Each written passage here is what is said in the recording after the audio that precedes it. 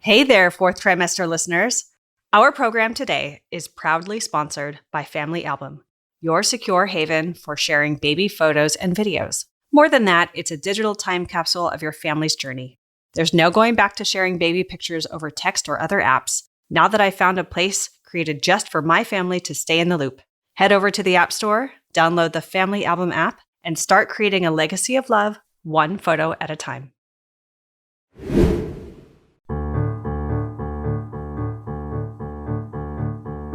Hi, I'm Sarah Trott, and welcome to the Fourth Trimester Podcast. I'm a new mama, and this podcast is all about postpartum care for the first few months following birth, the time period also known as the fourth trimester. My postpartum doula, Esther Gallagher, is my co-host. She's a mother, grandmother, perinatal educator, birth and postpartum care provider. Fourth trimester care, our topic, is about the practical, emotional, and social support parents and baby require. And importantly, it helps set the tone for the continuing journey of parenting. Hi, this is Sarah Trott, and welcome back to the Fourth Trimester Podcast. I'm here with three special guests today, and we are talking about the topic of breastfeeding essentials. We will be discussing and answering the top breastfeeding questions and answers that every new parent has. And I have fantastic guests with me today who I'll introduce in a moment. Before I do, I'd like to remind all of our listeners to please go to our website, which is fourthtrimesterpodcast.com. Please sign up for our newsletter so you can have information and resources delivered directly to your inbox. And also hit subscribe and follow wherever you listen to your show so that you can be alerted every time you hear a new episode. So today we have three guests. We have Jania Mitnall-Williams, who is a lactation consultant. She has her MA, IBCLC, and CLC. She's a renowned lactation consultant and advocate for perinatal health equity. And with over 15 years of experience, Jania has dedicated her career to supporting nursing families and transforming lactation practices. Next, we have Emma Buress, who has MPH, IBCLC credentials. She's a lactation professional with a background in human sciences. She obtained her Bachelor's of Science in Genetics and Development and Biochemistry with honors in Biological Anthropology and Applied Anatomy, and her Master's in Public Health at the University of Cape Town in Cape Town, South Africa. And last but not least, we have Jessica H., BSW. She is a multifaceted lactation professional renowned for her expertise in various domains, including full spectrum doula care, childbirth education, sexual health education. She's done certified life coaching, and she's also a yoga practitioner. Her academic journey commenced with the attainment of her bachelor's degree in social work from Bennett College for Women, and subsequently she furthered her education pursuits by graduating from the distinguished North Carolina Agricultural and Technical State University Human Lactation Pathway 2 program in 2023. Welcome to all of you. I'm so honored to have you on the program today. Thanks for having us, Sarah. Thank you. I'm so thrilled. We got lots of questions and interest on this topic. As you can imagine, breastfeeding is one of those biggies when it comes to preparing for becoming a parent, and then, of course, the immediate postpartum fourth trimester period, and certainly on an ongoing basis, since breastfeeding can be quite a journey for many people. And so I wanted to just start here with a little bit of context and allow you all to introduce yourselves and give us more about your background and what inspired you to do the work that you do. And I'd love to start with you, Jania. Awesome. Well, as you said, I am Jania Mitnall-Williams. I have a background in speech pathology and audiology, as well as human lactation. Like you with starting your podcast, it was upon having my first child almost 17 years ago now. And I was working at the hospital at the time, and they were redoing the marketing for Baby Friendly to ensure that they were reflecting their artwork and things reflected folks in the community so people could see themselves when they went to the community hospital. And they did not have any photos of Black families breastfeeding. So they asked my husband and I if we would be willing to have a picture taken and posted in the hospital. And 6 months go by, and there's this huge picture in front of the nursery.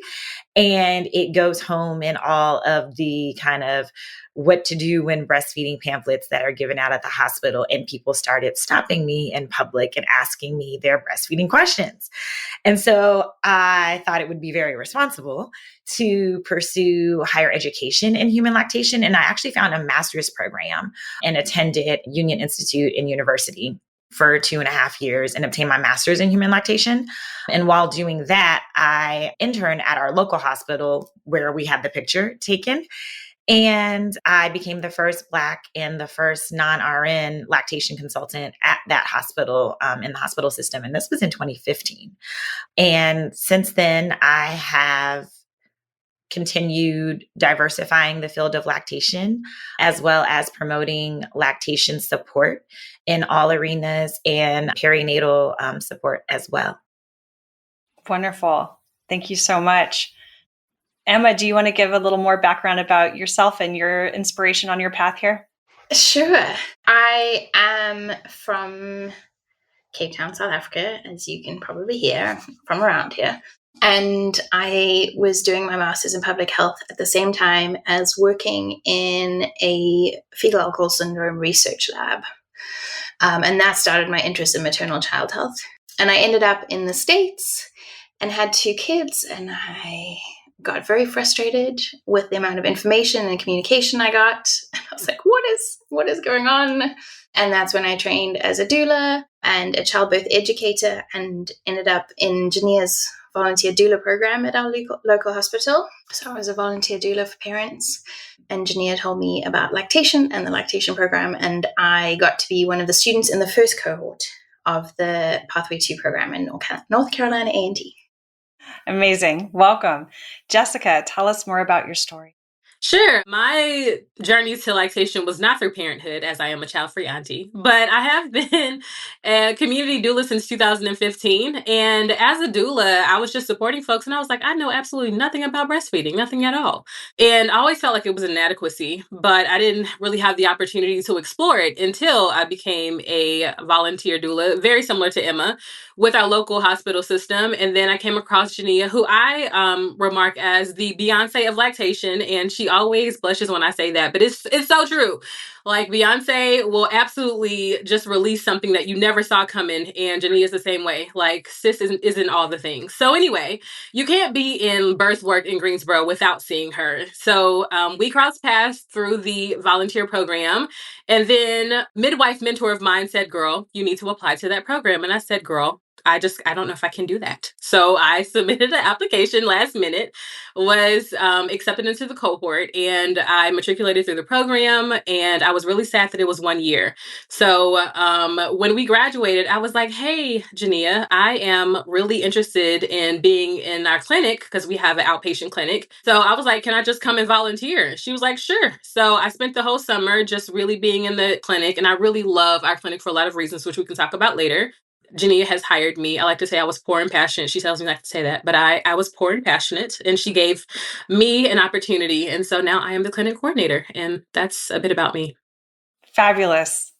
I'm so thrilled because all the 3 of you came to this journey that you're on in different ways. And what comes through is that you're all very dedicated and passionate about this topic and supporting women and families on their breastfeeding and lactation journeys. Without further ado, I just want to dive in and hear from your perspectives. Like, what are the things that you think are really helpful for families to start thinking about when it comes to preparation for breastfeeding, if that's something they're interested in learning more about? When is the right time to start researching this? And what are some resources you think that could be really helpful? Yeah, and that's so funny that you ask. We recently wrote a academic journal article on what to look at before having your baby as far as breastfeeding is concerned. That's not the title, of course, but that's the basis of the article. And we always say, just ensure that you have some kind of prenatal education and you have a support system and a village of people. And I think that those 3 things will get people through their breastfeeding journey, whatever they want it to look like. We also really say, you don't want any surprises, because those are the surprises that can kind of sway our breastfeeding journey. And oftentimes it stops people from obtaining their goals that they had planned out. Just like, when people say, oh, I have a birth plan, we tell them make a breastfeeding plan too, and make sure that it's flexible, because breastfeeding changes day by day. One thing that we talk to a lot of our clients about in the clinic is what may work for you today may not work for you tonight at 2 a.m. So let's come up with a few options so that you can pull something out of your pocket if you need to implement it, and know that it's okay to continue changing, because this is a growing relationship, especially in the very beginning where the baby's trying to figure things out, like how to suck, breathe, and swallow. And then the parent is trying to figure out how to position, how to get comfortable, how to care for their breast, how to care for nipples. And so it's just bringing the two parties together to make that relationship work and get them to their end goal. Yeah, I love that you talked about having a plan, first of all, and then also you use the word flexible. So we have on our website a resource that we call the birth plan template, but we say it's also known as the birth intentions document, because really it comes down to a set of intentions, and writing those down and calling them intentions is a way of not only planning and thinking things through beforehand, which is incredibly helpful. And I hear that in your recommendation there, but also by calling it an intention, you're saying this may or may not be the way it goes. And I think having that set of expectations in your mind beforehand going into it can be really, really helpful. And how more true can that be for breastfeeding, right? I mean, I think there's a lot of emotion wrapped around the topic as it relates to expectations that people may or may not have going into it. And then their feelings about how it's going. Like, how does that reflect on me as the breastfeeding person? So, I mean, do you want to talk a little bit about what a breastfeeding plan could look like? I just wanted to say that I think a general plan is good, and breastfeeding classes are important. But if you have specific concerns, go and see a lactation consultant. So if you've had a previous bad breastfeeding experience or poor breastfeeding experience or not enough support, go and see a lactation consultant while you're pregnant and have a personalized prenatal lactation visit. And I think that can help people who have very specific concerns, or I have flat nipples, or I have nipple piercings, or, those kinds of things that are very personal that you might not want to talk about in front of a group of people in a class. Get the level of support you need in doing that plan. And that won't be the same for everybody. Well, Emma, does someone have to have an issue in order to talk to a lactation consultant preemptively? Because I love that recommendation. No, and we see people prenatally in our clinic all the time. Some people who do have issues, and some people who are just like, I'm not hearing enough about this, I don't know enough about this, and I don't know who to trust. So can we talk? And I think that's super valid for everybody who's interested in breastfeeding, exploring the idea of breastfeeding at any level, is to have a really valuable one-on-one, or with your partner, or with more of your support system, to kind of bring them on in your team, whatever that looks like for you. Yeah, I don't think you have to have a problem to do it. Great. Love that recommendation. Thank you. Great. Well, maybe we can get some resources from you after the fact in thinking through what a breastfeeding plan or breastfeeding intentions document could look like. And we can share that out in the show notes, because that sounds like a fantastic addition.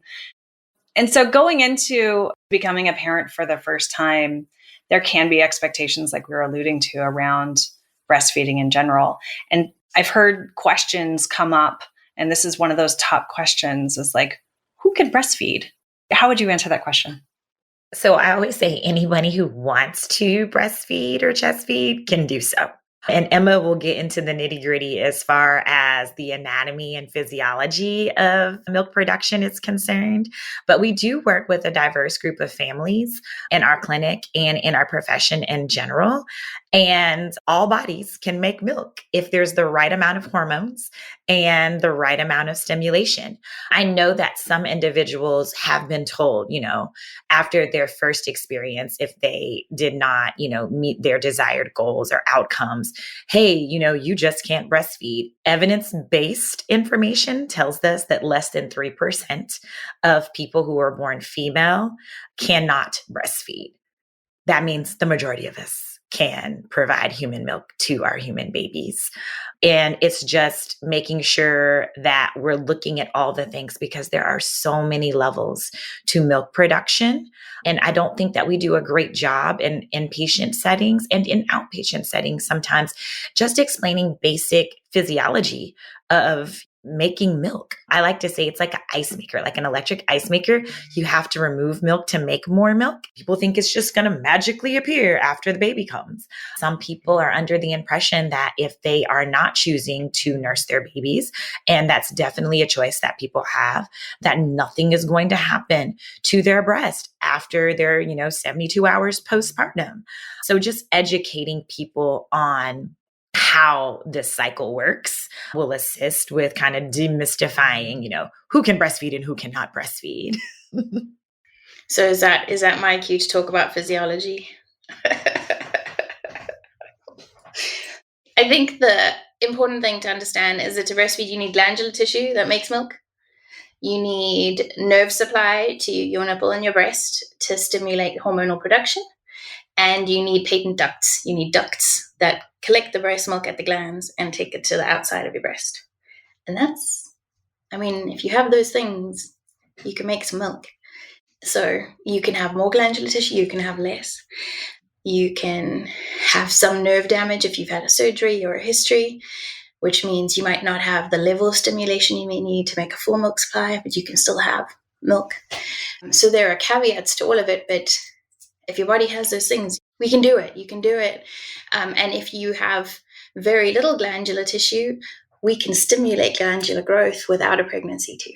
So I think that that's important to know, that we can induce lactation in people who have not had a pregnancy and people who are not biologically female even.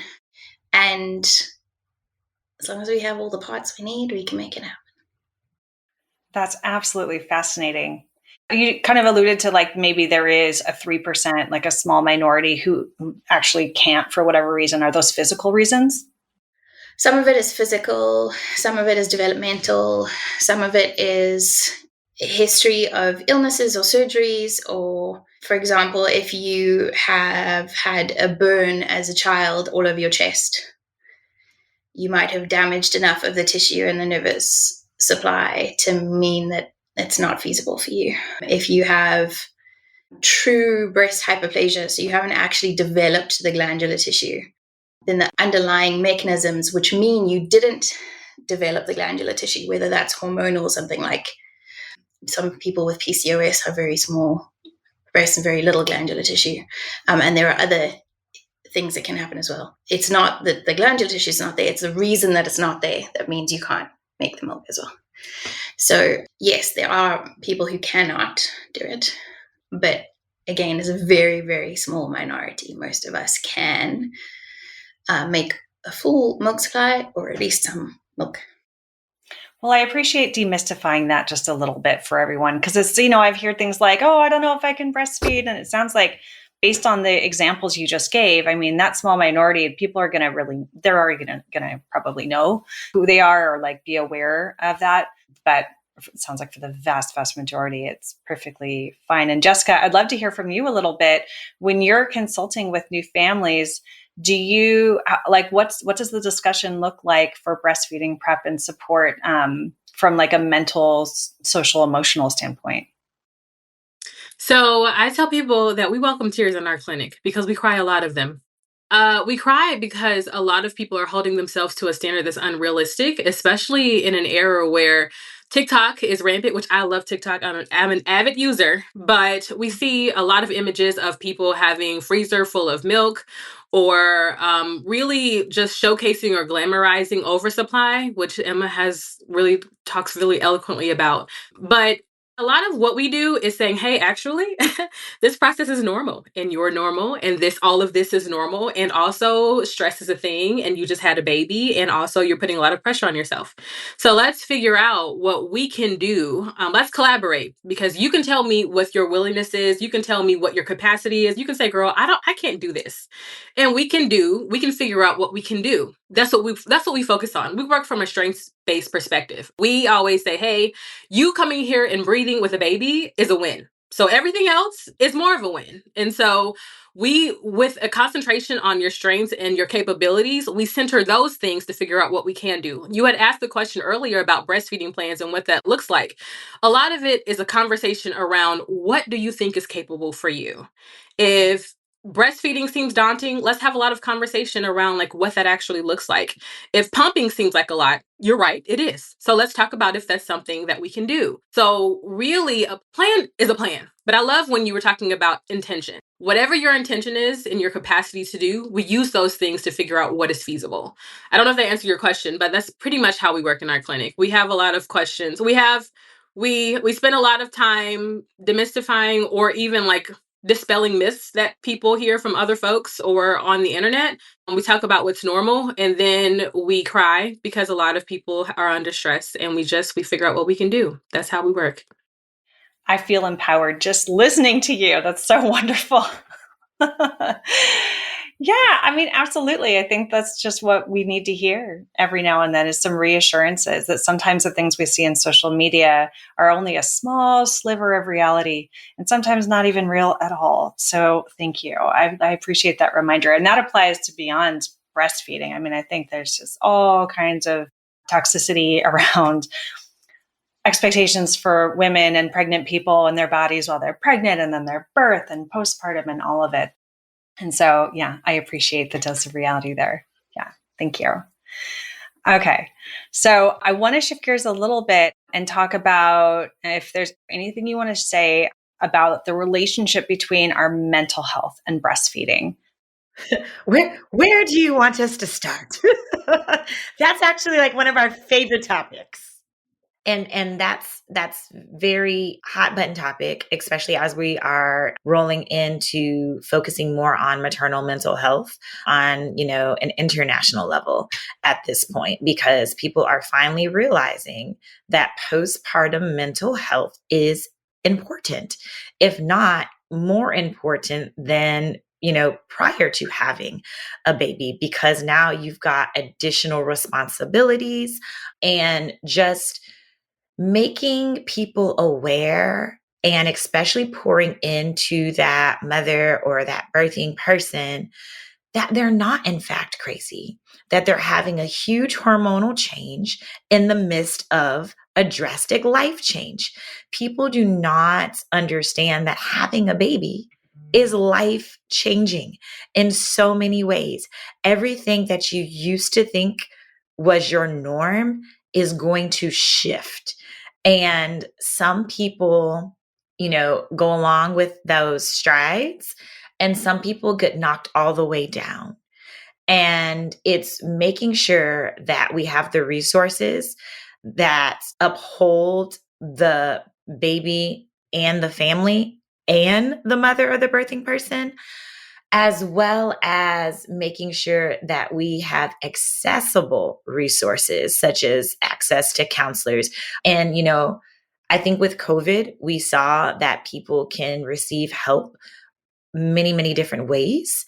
And one of those ways that I've seen mental health, postpartum, especially mental health, work out is virtual therapy sessions for individuals, and allowing people the freedom to understand that going to a therapist one time, it's kind of like a dating relationship, right?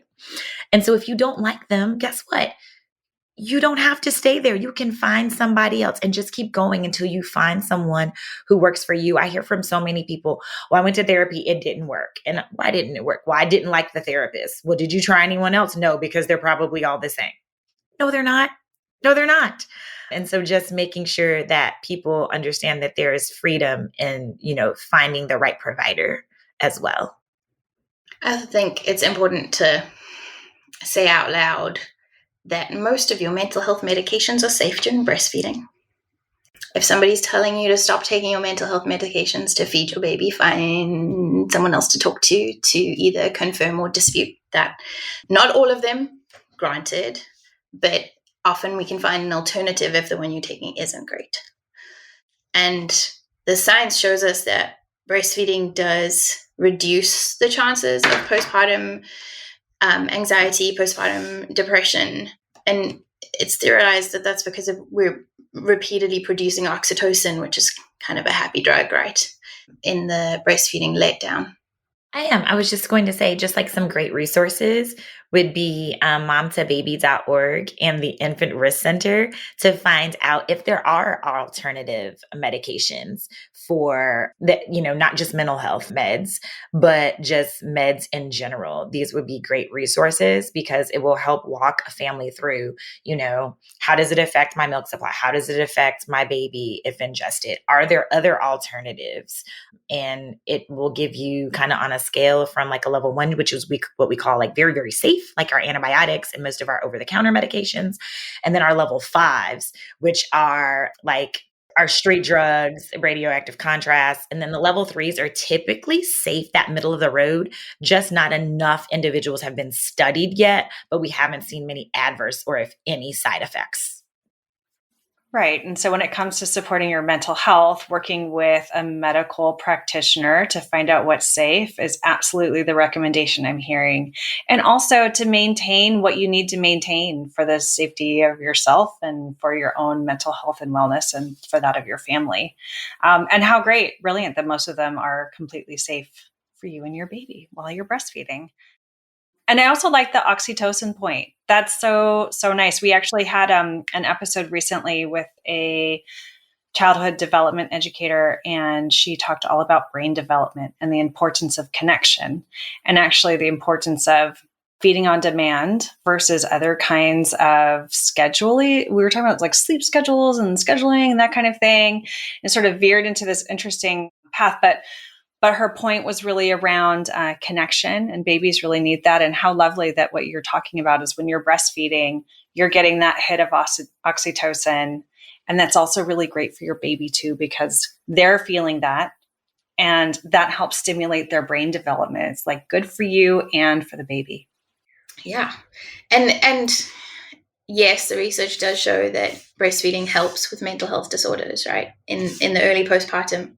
But if breastfeeding is causing your mental health disorder, that doesn't necessarily play out.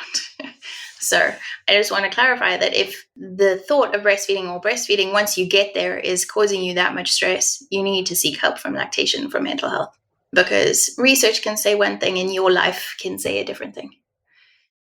Not everybody follows research in terms of how our bodies work. Yes, it's individual. Thank you. I appreciate that reminder. There's two sides of that. Okay. I love that we were able to touch on that subject. And thanks for all the resources we mentioned. We'll link to them in the show notes afterwards to make that easy to find. Hey, fellow parents. Can we take a moment to reflect on the joy of parenthood? You know, those early days when our hearts swell with love at the sight of our little ones and we're bursting at the seams to share every adorable moment with the world? But let's be real. Some things are better kept in the family, and your loved ones who matter the most aren't always close by, and they might not be that tech savvy either. So how can you easily share your baby's beautiful growth with loved ones while keeping your precious moments secure? I remember the frustration of trying to use some of the big tech photo solutions, only to find they fell short of what I needed. That's when I stumbled upon something truly remarkable, the Family Album app. The Family Album app was created to give parents a secure and easy way to share photos and videos with loved ones. It's an orderly and totally secure haven for your family's personal memories. I love that there's no unwanted eyes, unlimited storage, and that it's totally free. So to all the parents out there still trying to use other messaging apps for your kids' photos, it's time to level up your family photo game with a free photo sharing app. Head over to the App Store today, search Family Album, one word, download the app, and start creating a legacy of love, one photo at a time. And then, what is the breastfeeding experience? Should we kind of talk through what that's like? Yeah. I've had 5 children. And with each one, I have nursed them and I've had a different breastfeeding experience with each of them. First baby, didn't know what I was doing, but everyone in my family breastfed. So here we were. No one told me what to do or how to do it. It just kind of naturally took course. As far as the breast crawl is concerned, though, when I really got into birth work, it was during the birth of my third baby. And I've always had the pleasure of having my friends catch my babies for me. And so at the time, my midwife, she says, well, I'm going to let, your husband catch the baby. And I was like, what if he drops the baby on the floor? She's like, no, I'm going to be right here. And so I said, okay. Well, I want to do the breast crawl. So as soon as you catch the baby, I want you to put the baby on my chest. We're going to leave it there and we're going to see what the baby does. We also have surprise babies, so I don't know what we're having. So I'm calling it the baby. And so he put our third son on my chest, and Henry waited around. He kind of was sleepy. He was a 42-weeker, big baby. And he crawled on up and he latched himself on. And every baby I had after that, I did the same thing. And for some of them, it took them maybe 5 minutes to find the breast.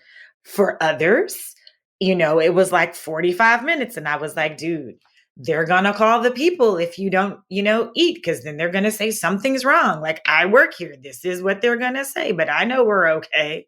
And so just making sure that everyone is patient and that babies will innately do what they are supposed to do biologically if everything is going well as far as the health condition of both the mother, birthing person, and the baby.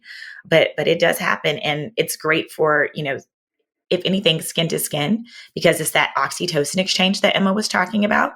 And we know that skin to skin helps to lower our risks of low blood sugar or hypoglycemia or hypobilirubinemia, such as jaundice. Also, it can regulate body temperature in babies and help to have parents kind of understand, okay, we can do more frequent feedings because you're right here on my chest. So it's early breastfeeding, great habits as far as promotion of breastfeeding and the breastfeeding relationship is concerned. Beautiful. And is that something that you counsel parents on when it comes to that breastfeeding intentions plan? I mean, I think people are hearing more and more about the golden hour, and to kind of keep that sacred time with your newborn. And sometimes that involves a breast crawl and sometimes it doesn't. Some people are comfortable letting baby find their way there and sometimes they aren't. But I think this one super important thing to remember about those early, those first couple of hours, baby's going to be motivated to latch in the first couple of hours after birth, but it might not look like a real latch and feed. Some babies are going to lick around and sniff around and kind of put the nipple in the mouth and kind of be like, oh, what is this? Is this where I'm supposed to be? Am I getting this right? And then they'll fall asleep. And then they'll wake up again and say, okay, can we try that again? Maybe I should suck now. Am I sucking? I don't know. What's happening? So it can not look like a feed in the beginning, and that's fine. It's baby's learning. It's baby's growing. And the first 24 hours especially can look like a baby who's just run a marathon because they did, and a parent who's just run a marathon because she did or he did. And babies can go long periods without wanting to feed in the first 24 hours, and that's normal. So just understanding that infant behavior has specific patterns, right? So we know the first 2 hours post-birth, baby's going to be interested in the breast, exploring, latching, sometimes actually eating, sometimes not getting much. And then from 2 hours to 22, 23 hours even, the baby's going to go long, sometimes 4 or 5 hours stretches of just wanting to snooze and not really being awake or interested. So we have to offer the breast, even if they don't take it, we offer it. And then as it leads up to that 24-hour mark, that baby's probably going to start wanting to cluster feed and feed. And that's just normal infant behavior. It doesn't mean there's something wrong because your baby's sleeping. It doesn't mean they can't breastfeed because those first latches are more like exploring, licking. It's all learning and adventure. Thank you for sharing that. And and for talking about what that first 24 hours looks like. Because I think that helps, again, like demystify what that can be like. One of the revelations for me early on in those very early days was sideline breastfeeding, because I was so exhausted. And that was a real breakthrough. The brilliant thing was I could relax. So even if I wasn't sleeping, it was just a way for me as a parent who was feeling sleep deprived could actually get some rest, even if it wasn't technically sleep, especially in those cluster feed moments. I think when you said cluster feed, it reminded me of some of those early days. And cluster feeding is an important biological mechanism, right? It's supposed to happen because that's the only way the baby talks to your body. Baby saying, hey, I'm growing, can you make more milk? And it doesn't mean it's not getting enough at each feed when baby's cluster feeding. It just means the baby's saying to your body, we're amping it up, which is why babies cluster feed at big sort of growth spurts or developmental phases, or when they're feeling sick, right? They're like, I need more of this, I don't feel good. So yeah, when you're able to relax during cluster feeding instead of losing your mind, totally lying down is great. Especially when cluster feeding is in the middle of the night. Yeah, no, precisely. That's the brilliant thing about it. Would it be helpful to explain what that is? It's kind of exactly what it sounds like. So, just like there are a million different breastfeeding and chest feeding positions. So we always tell people, and we say this anyway, just do what's best at your address, right? And so depending on your birth, some people, if they have really bad tears, if it's a vaginal birth, sideline hold is like where it's at, where basically you are rolling over to your side, ensuring that, you have a support person available just to make sure that if you do fall asleep, because again, that oxytocin exchange will get to you, you can safely remove the baby and put the baby somewhere safe, right? But you just simply like roll over on your side and attach the baby, and you just support the back of the spine of the baby and allow the baby to latch on. Typically for sideline hold, whatever side you lay on, I'm always moving. That's the actual breast that you would feed from, instead of trying to feed from the breast that's above the one that's directly touching the surface. It's a little difficult that way. Not saying that it cannot be done, but it's a little bit more cumbersome, right? And then, of course, allowing the baby to naturally remove themselves, or you can unlatch the baby yourself. But it's really, really helpful, especially when you have breastfeeding down to outside of just, when you're tired, because, when we are waking up to feed our babies at night, as babies are getting older, sometimes it is easy just to roll over, nurse your baby, roll back over, and everybody's back to sleep. Yeah, brilliant. And what about that saying that you hear all the time, when your milk comes in? You have your baby and then your milk comes in. What are we talking about? What does that even mean? I hate that saying. And like, we actually train our students in our program to not say that, because it sets people up in their brains that before this moment, there was no milk. I actually started off in the NICU, and a lot of those babies are born early. And we know that our bodies, we can make milk as early as 15 weeks gestation. As far as pregnancy, at 15 weeks, we can make milk. And so what we're saying, and Jessica and I, Jessica was a doula for a client that we see in the clinic over the weekend. And yesterday the husband called and he's like, it's here. It came in. And I'm like, no, friend, it just increased. It transitioned. Tell me what's happening. And so when we say the milk came in, it's, the body's doing exactly what it's supposed to do. We were emptying the breast or the chest, as frequently as we could. And now we have an abundance of milk, because we've gone from the colostrum phase to the transitional milk phase to the mature milk phase. So it means our mature milk is now in. And that's when the breasts are fuller and heavier, and normal engorgement occurs around that 72-hour mark or time frame. Yeah. So in that first 24 hours, what we were talking about in that early experience, there is milk. Yeah. Yeah. It's called colostrum. It's magic milk. It's golden milk. It's extra special, fabulous milk. We don't want to not drink this magic milk. It is there. It's in small volume. But baby's tummy is the size of a marble, so they don't need gallons of it. And as they grow, by day 3, I think their tummy's gotten to kind of, big strawberry, small egg size. And then at day 3, we have that sort of copious milk onset. What we say is like when you have a bunch, and that's due to the hormone process of giving birth, right? You lose your placenta, and all of a sudden the hormone surge happens, and 3 days later you have a ton of milk. But the milk that's there in the beginning, even though it's small volume, even though your breasts don't necessarily feel full or doesn't sound like the baby's swallowing a ton, it's precious, magic, golden, delicious. Don't not call it milk.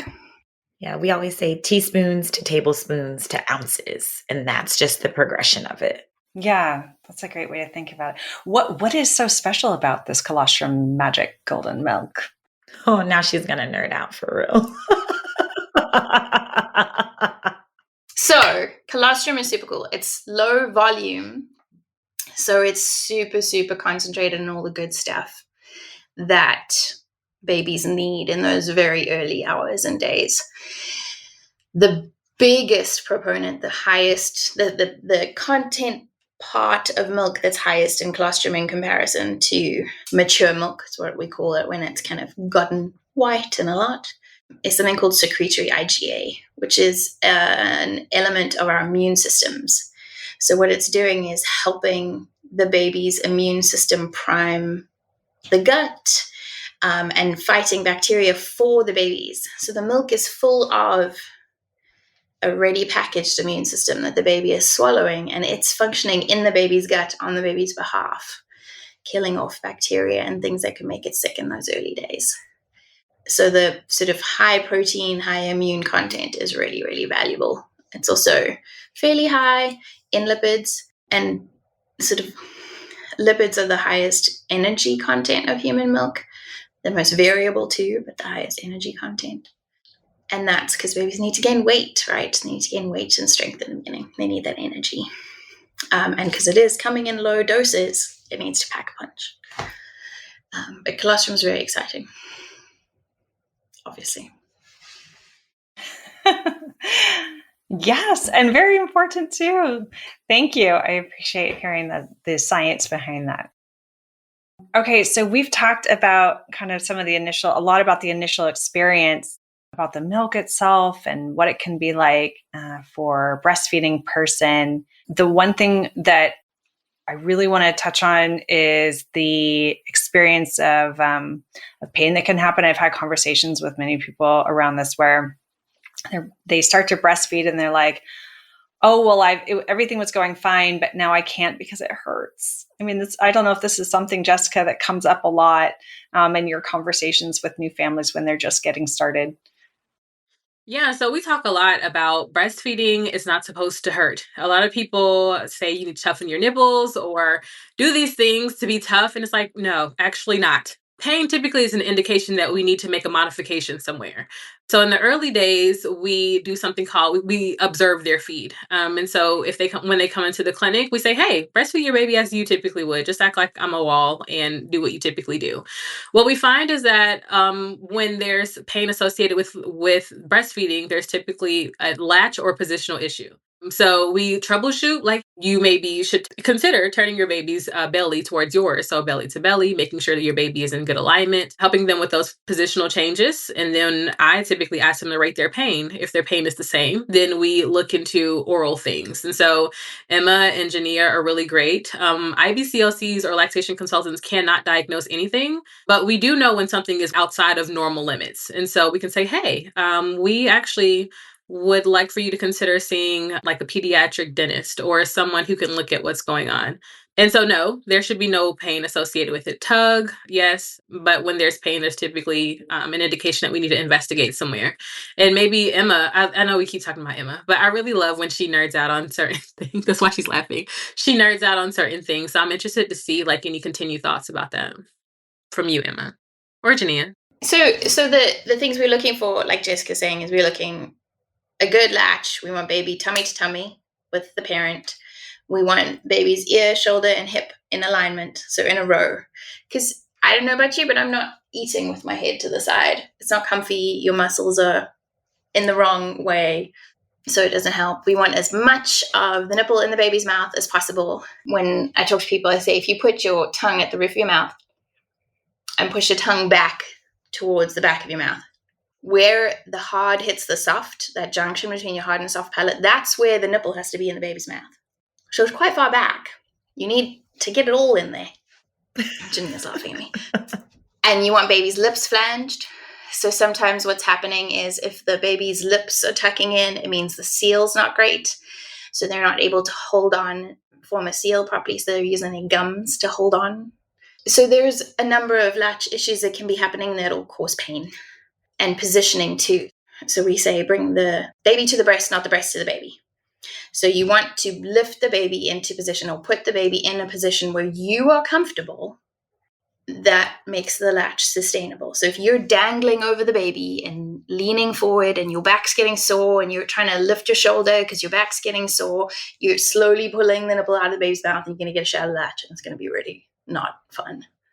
So baby to the breast, not breast to the baby. Jessica's correct. It's not always a latch issue in about 10% of babies, and we see more of those babies, obviously, because we're seeing babies with problems. Babies do have some oral dysfunction, and we cannot diagnose, but we can tell families that it's something that might need to be looked at by physical therapy, occupational therapy, pediatric dentists. Yeah, and so a shallow latch is an example of something, or like a positioning issue, with breast being not far enough back in, right? Those are things that can cause a lot of pain. I mean, prevention is probably the best approach possible. So listeners, learn about proper latching. Go and do your research. It sounds like that's key to avoiding some of the pain that people tend to experience. Oh, and also, by the way, go for a pee before you sit down for a nursing session. This is just advice from a mom, because there's nothing more frustrating when you settle in and you've got that perfect latch and you're in the middle of the feed and you're like, oh no, I have to get up and my baby's sleeping. Nap trapped is a real thing. Totally. Yeah, we send each other nap trap photos. Like, I can't move right now. This is where I am in my location if people are looking for me. It's a true thing. It's a true thing. Yes. Okay. So we've covered a lot today. It's been incredibly helpful. I'm so grateful to our panelists. We're actually going to call this Breastfeeding Essentials Part 1. We're going to bring them all back for Breastfeeding Essentials Part 2, where we will talk about the next set of top questions around how much milk is enough, scheduling. We're going to talk about how to increase milk production. We're going to touch on breast pumps, everything you wanted to know about that topic, engorgement, breast pillows, tools that can help support breastfeeding, storage, and of course, all kinds of lactation support resources. So tune in for part 2. Definitely bookmark and share this episode with anyone who you know who is planning a family or who is pregnant or recently has had their baby and they're on their own breastfeeding journey, because there's a lot of valuable information here. So thank you so much, everybody, and we'll see you next time on the Fourth Trimester Podcast. And thank you to all of my guests. Thank you so, so much for being here. Thank you. And thanks for having us again. You can subscribe to this podcast in order to hear more from us. Thank you for listening, everyone, and I hope you'll join us next time on the Fourth Trimester. The theme music on this podcast was created by Sean Trott. Hear more at soundcloud.com/Sean Trott. Special thanks to my true loves, my husband Ben, daughter Penelope, and baby girl Evelyn. Don't forget to share the Fourth Trimester Podcast with any new and expecting parents. I'm Sarah Trott. Goodbye for now.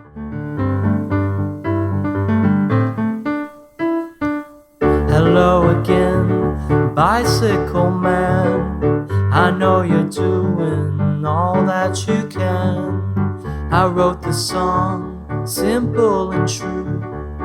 I wrote the song, I'll sing a song for you.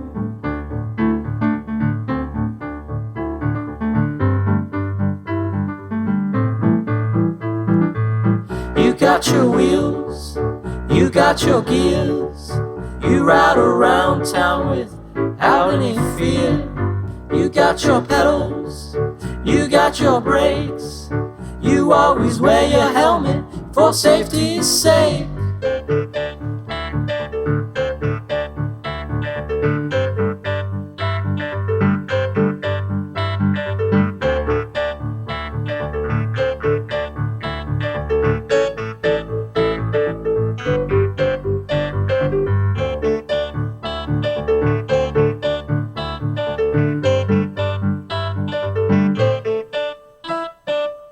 Hello again, bicycle man. I know you're doing all that you can. I wrote the song, simple and true. I wrote the song, I sing a song for you.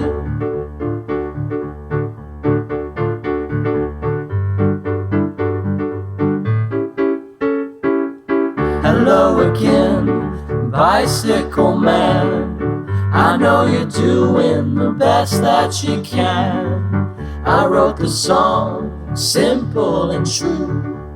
I wrote the song, I sing a song for you.